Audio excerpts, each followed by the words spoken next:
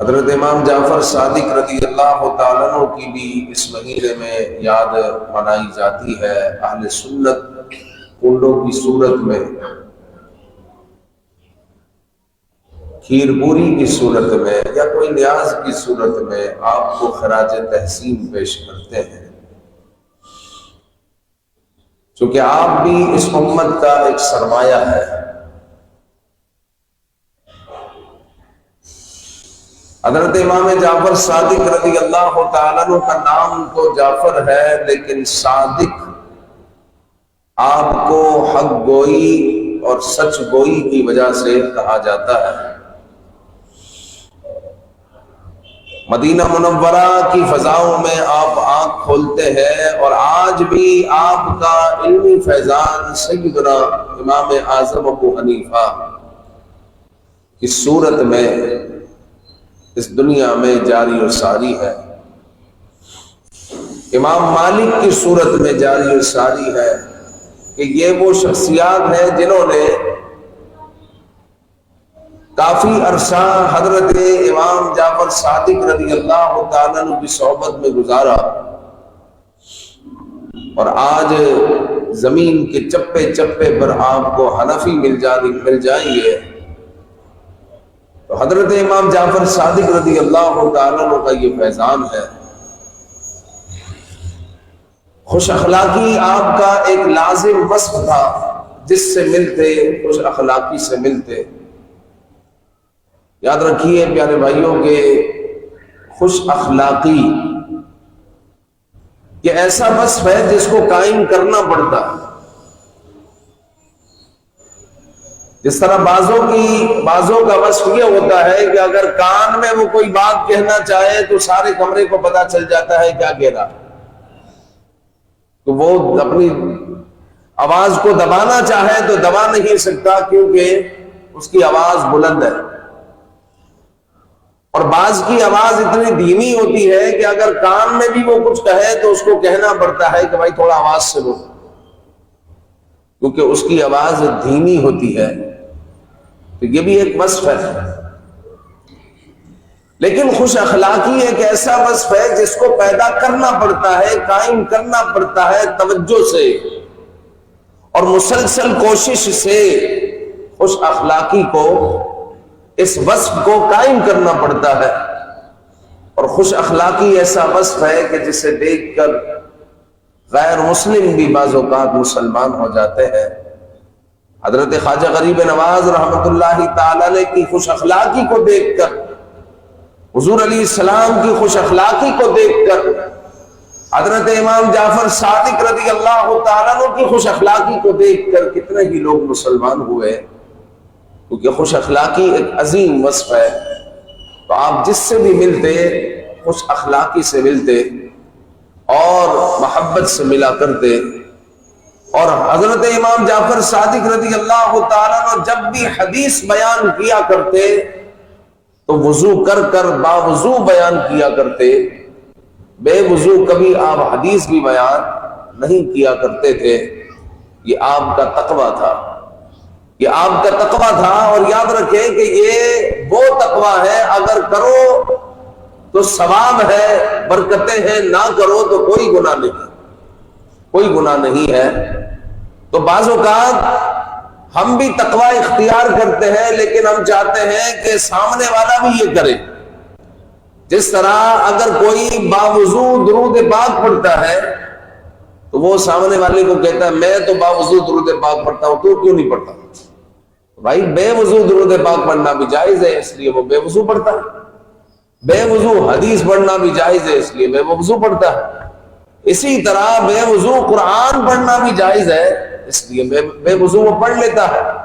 لیکن آپ جو ہے بے وضو قرآن نہیں پڑھتے، درود نہیں پڑھتے، حدیث پاک نہیں پڑھتے، یہ آپ کا تقویٰ ہے، یہ آپ کا ادب ہے، یہ آپ کا احترام ہے، تو اس کی بھی آپ کو برکتیں نصیب ہوگی۔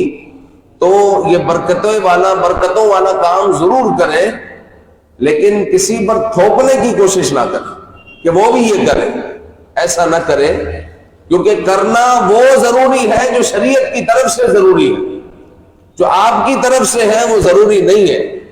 مثال کے طور پر 15 شعبان کا آپ روزہ رکھتے ہیں اور آپ کا دوست نہیں رکھتا، تو اس حیرت کی کوئی ضرورت نہیں ہے کہ تو نے روزہ نہیں رکھا، اب چھٹی کا دن تھا روزہ رکھ لیتا، کیا فائدہ روزہ نہیں رکھا، اتنا عظیم دن چھوڑ دیا۔ اس کو آپ شرمندہ کرنا شروع کر دیں تو جناب عالی 15 شعبان کا روزہ رکھنا مستحب ہے۔ اگر آپ کے دوست نے، بھائی نے، بہن نے نہیں رکھا تو کوئی مسئلہ نہیں ہوا، کوئی مسئلے کی بات نہیں ہے۔ آپ نے رکھا ہے ماشاءاللہ بہت اچھی بات ہے، لیکن آپ روزہ رکھ کر کسی کو شرمندہ نہیں کر سکتے۔ آپ نے رکھا بہت اچھی بات، کسی کو آپ شرمندہ نہ کرے۔ تو بعض ایسی صورتیں ہیں، بعض ایسی چیزیں ہیں جس کا تعلق جو ہے مستحب چیزوں سے ہے، مستحب باتوں سے ہے، اگر کرو تو ثواب ہے، نہیں کرو تو کوئی گناہ کی بات نہیں ہے۔ لیکن ہمارے یہاں پر اس کو ایسا لازم قرار دے دیا جاتا ہے کہ جیسے اس نے نہیں کیا تو اب پتہ نہیں کیا ہو جائے، اب پتہ نہیں کیا ہو جائے گا۔ امام صاحب نکاح ہو گیا اور نکاح کی پہلی رات میں نے نوافل پڑھنا بھول گیا، نفل نہیں پڑھے، اب کیا ہوگا؟ تو کچھ نہیں ہوگا بھائی، کیا ہو گیا؟ نکاح کے بعد جو سورج نکلنے سے پہلے جو نماز آئے گی نا، نماز فجر، وہ پڑھنا ضروری ہے۔ پھر نماز ظہر آئے گی، پھر عصر، پھر مغرب، پھر عشاء، وہ پڑھنا ضروری ہے، وہ پڑھنا۔ نفل تو نفل ہے، پڑھو تو ثواب، نہیں پڑھو تو کوئی گناہ نہیں۔ تو اتنی باتوں پر بھی لوگ پریشان ہو رہے ہوتے ہیں۔ ہم ہر سال کنڈوں کی نیاز کرتے ہیں، اس سال ہمارا ہاتھ تھوڑا تنگ ہے، اگر نہیں کرے تو کوئی مسئلہ تو نہیں ہوگا۔ اب اندازہ لگائیں کہ یہ ایک جہالت ہے، یہ ایک جہالت ہے، اس کو پتہ ہی نہیں کہ جناب یہ ایک نفل کام ہے، یہ ایک مستحب کام ہے، کرو تو ثواب، نہیں کرو تو کوئی گناہ نہیں۔ آپ ہر سال کنڈوں کی نیاز کرتے ہیں اور کھیر پوری کرتے ہیں، اگر اس سال نہیں کرو گے تو کوئی گناہ کی بات نہیں ہے، کیونکہ یہ واجب و فرض تھوڑی، یہ تو ایک ایصال ثواب کا ایک سلسلہ ہے۔ آپ کی حیثیت نہیں ہے، آپ 3 مرتبہ سورہ اخلاص پڑھ کر حضرت امام جعفر صادق کو تحفہ پیش کر دیں، بس ختم ہو گئی بات۔ ضرور نہیں کہ آپ کھیر پوری کریں اور کنڈے کریں اور کنڈے بھی کنڈوں میں کریں، تو یہ جو خرافات ہیں کہ پھر ان کنڈوں کو باہر بھی نہیں لے جا سکتے، وہیں پر لوگ آ کر کھائیں گے، باہر اس کو لے جانا منع ہے، یہ خرافات والی چیزیں، یہ خرافات والی چیزیں ہیں، ان کا اہل سنت سے تعلق نہیں ہے۔ اہل سنت کی سیدھی سیدھی بات ہے کہ بھائی ایصال ثواب کرنا جائز ہے، اور آپ ایصال ثواب کرتے ہیں تو جہاں چاہو کھاؤ، گھر پر کھاؤ، گھر پر لے جا کر کھاؤ، وہاں کھاؤ، کرو تو ثواب ہے، نہیں کرو تو کوئی گناہ نہیں، نہیں کرو تو کوئی گناہ کی بات نہیں ہے۔ تو بعض اوقات جو ضروری چیزیں نہیں ہوتی اس کو ہم ضروری سمجھ لیتے ہیں، اور جو ضروری چیزیں ہیں اس کو پس پشت ڈال دیتے ہیں، اس کو چھوڑ دیتے ہیں۔ تو اس طرح ہمیں نہیں کرنا۔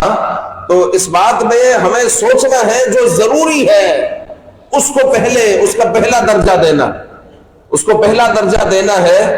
تو جس طرح مثال کے طور پر آپ اپنے بھائی کے ساتھ، اپنے بھائی کو 5 سال کا آپ کا بھائی تھا، آپ کی عمر 15 سال تھی، اپنے بھائی کی انگلی پکڑوا کر امی نے بولا دہی لے کر آؤ، تو آپ دہی لینے جا رہے تھے کہ اچانک ایک موٹر سائیکل والا آیا اور جناب عالی آپ کے بھائی کو ٹھوکر لگی، وہ زمین پہ گرا، اس کا سر پھٹ گیا۔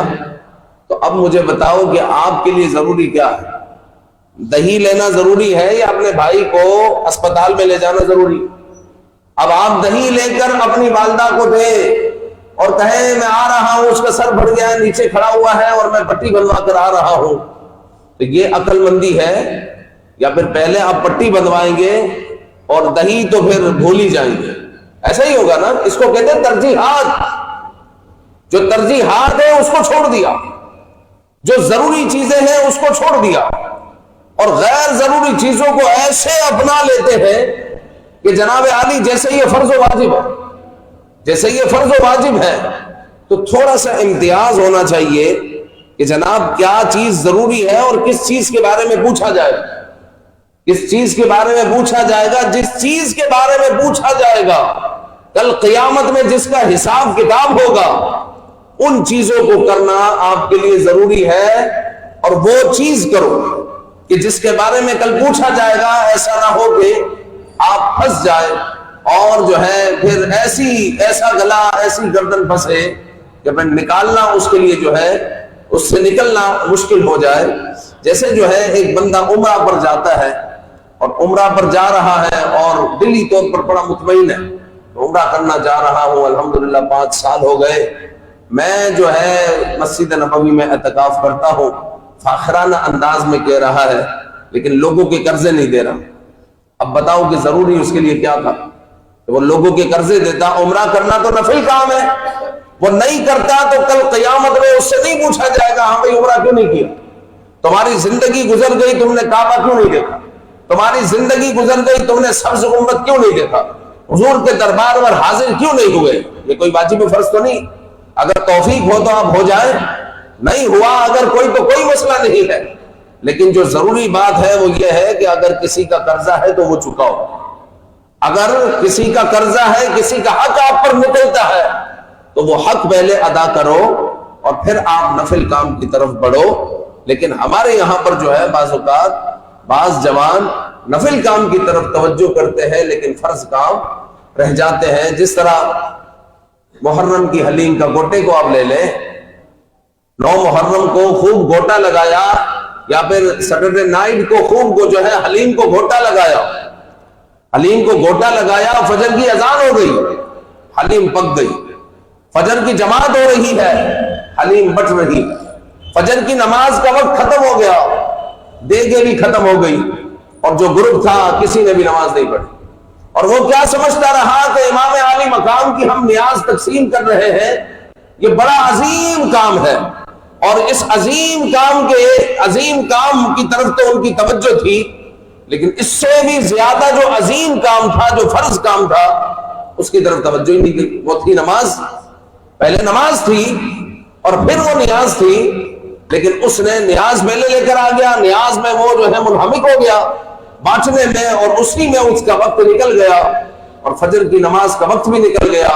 اب ہاتھ جاڑ کر یہ گھر پر پہنچے اور دل میں اطمینان ہے کہ الحمدللہ آج ہم نے 10 دیگیں جو ہے حلیم کی ہے، تقسیم کی ہے اور خوش ہو رہا ہے. تو یہ جو دل میں خوشی پیدا کروا رہا ہے یہ شیطان کر رہا ہے کہ نماز فجر چلی گئی، نماز کی طرف اس کی توجہ نہیں گئی، اور اس کی توجہ کس کی طرف تھی؟ مستحب کی طرف تھی، نفل کی طرف تھی. تو یہ بھی ایک شیطانی بات ہے کہ بعض اوقات مستحبات کی طرف ہم بڑھ جاتے ہیں لیکن جو واجب و فرض ہے اس کی طرف توجہ نہیں کرتے. لہٰذا جو واجب و فرض ہے، جس طرح میں نے آپ کو مثال دی نا، آپ کے بھائی کا سر پھٹ جائے تو اب ترجیحات کیا ہوگی؟ ترجیحات آپ کی ہوگی کہ پہلے جو ہے آپ اپنے بھائی کو پٹی کروائے پھر دہی لے کر جائے، اگرچہ کھانا بننے میں لیٹ ہو جائے کوئی مسئلہ نہیں ہے، لیکن اب ضروری کام یہ ہے. تو ہماری بھی ترجیحات کو ادا کرنے میں ہماری بڑی کوتاہی ہے، ہم بہت زیادہ اس میں کوتاہی کرتے ہیں، تو اس کی طرف ہمیں بھی توجہ کرنی چاہیے. بہرحال حضرت امام جعفر صادق رضی اللہ تعالیٰ عنہ کی کیا شان ہے، آپ کی عاجزی کے ہم قربان. آپ رضی اللہ تعالیٰ عنہ کو ایک مرتبہ حضرت داؤد طائی رحمت اللہ تعالیٰ علیہ نے کہا کہ حضور ہمیں آپ کچھ نصیحت کیجئے. تو حضرت داؤد طائی رحمت اللہ تعالیٰ علیہ کے کہنے پر آپ نے خاموشی اختیار کی. پھر سے حضرت داؤد طائی نے عرض کی کہ حضور کچھ نصیحت کیجئے. تو حضرت امام جعفر صادق رضی اللہ تعالیٰ عنہ خاموش رہے. پھر عرض کی تو کہا کہ مجھے تو خود خوف ہے، میں تمہیں کیا نصیحت کروں، مجھے تو خود خوف ہے کہ میں حضور علیہ السلام کا سامنا کیسے کروں گا.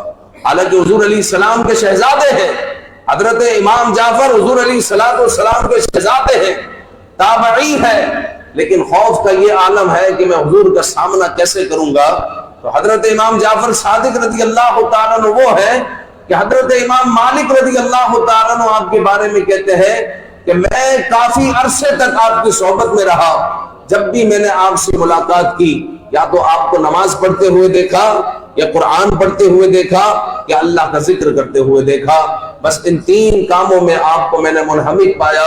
تو یہ وہ ہے، وہ ہستی ہے جو کہہ رہی ہے کہ میں حضور کا سامنا کیسے کروں گا، حضور علیہ السلام کا میں سامنا کیسے کروں گا.